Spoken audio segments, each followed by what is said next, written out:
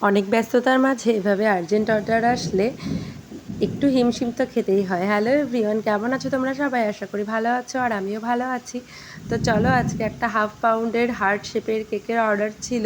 তো 8টার সময় আমাকে ফোন করে বললো যে 10:30টার মধ্যে একটা কেক দিতে পারবে? আমি বললাম হ্যাঁ ঠিক আছে, রেডি করে দেবো। তো সেদিন বাড়িতে অনেকটা কাজের চাপ ছিল, আর তার মধ্যে এটা তো ভাবলাম ঠিক আছে আমি তাড়াতাড়ি করেই নেব।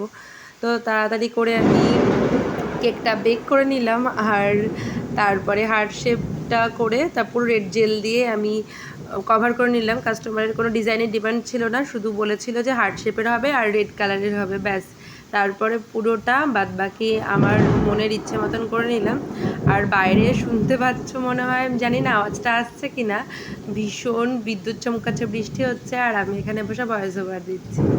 তো যাই হোক, আমার এই সিম্পল কেকের ডেকোরেশনটা তোমরা জানিও কেমন হয়েছে। তো আমি এটা কিছুটা ফোন দেখে আমি ডিজাইনটা করেছি, বাকিটা কিছুটা নিজের মাথা খাটিয়েও করেছি।